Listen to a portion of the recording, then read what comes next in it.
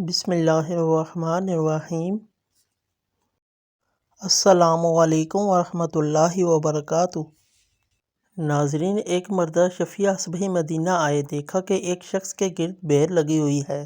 پوچھا کون ہے؟ لوگوں نے کہا ابو ہریرہ رضی اللہ تعالیٰ عنہ۔ یہ سن کر شفیع صبح ان کے پاس جا کر بیٹھ گئے۔ اس وقت ابو ہریرہ رضی اللہ تعالیٰ عنہ لوگوں سے حدیث بیان کر رہے تھے۔ جب حدیث سنا چکے اور مجمع چٹ گیا تو شفیع نے ان سے کہا رسول صلی اللہ علیہ وسلم کی کوئی حدیث سنائیے جس کو آپ نے ان سے سنا ہو، سمجھا ہو، جانا ہو۔ ابو ہریرہ رضی اللہ تعالیٰ عنہ نے کہا ایسی ہی حدیث سناؤں گا۔ یہ کہا اور چیخ مار کر بے ہوش ہو گئے۔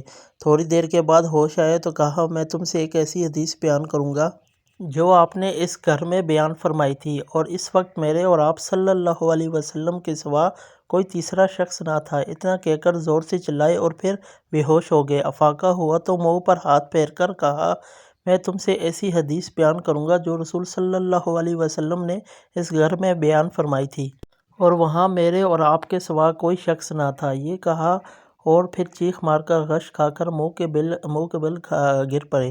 شفیع صبح نے تھام لیا اور دیر تک سنبھالتے رہے۔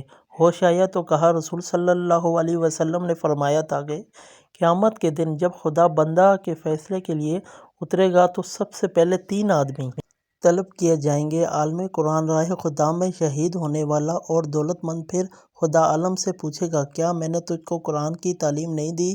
وہ کہے گا ہاں۔ خدا فرمائے گا تو نے اس پر عمل کیا؟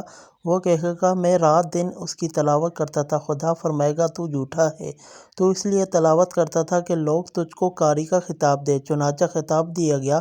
پھر دولت مند سے پوچھے گا کیا میں نے تجھ کو صاحب مقدرت کر کے لوگوں کی احتیاط سے بے نیاز نہیں کر دیا؟ وہ کہے گا ہاں۔ خدایا فرمائے گا تو نے کیا کیا؟ وہ کہے گا میں صلہ رحمی کرتا تھا، صدقہ دیتا تھا۔ خدا فرمائے گا تو جھوٹ بولتا ہے، بلکہ اس سے تیرا مقصد یہ تھا کہ تو فیاض اور سخی کہلائے اور کہلایا۔ پھر وہ جسے راہ خدا میں جان دینے کا دعویٰ تھا پیش ہوگا، اس سے سوال ہوگا تو کیوں مار ڈالا گیا؟ وہ کہے گا تو نے اپنی راہ میں جہاد کرنے کا حکم دیا تھا، تیری راہ میں لڑ اور مارا گیا۔ خدا فرمائے گا تو جھوٹ کہتا ہے، تو چاہتا تھا کہ دنیا میں جری اور بہادر کہلائے۔ تو یہ کہا جا چکا ہے۔ یہ حدیث بیان کر کے رسول صلی اللہ علیہ وسلم میرے دانوں پر ہاتھ مار کر فرمایا ابو ہریرہ رضی اللہ تعالیٰ عنہ پہلے ان ہی دنوں سے جہنم کی آگ برکھائی جائے گی۔ امیر معاویہ رضی اللہ تعالیٰ عنہ نے یہ حدیث سنی تو کہا جب ان لوگوں کے ساتھ ایسا کیا گیا تو اور لوگوں کا کیا حال ہوگا؟ یہ کہہ کر ایسا زار و قطار روئے کہ معلوم ہوتا تھا کہ مر جائیں گے۔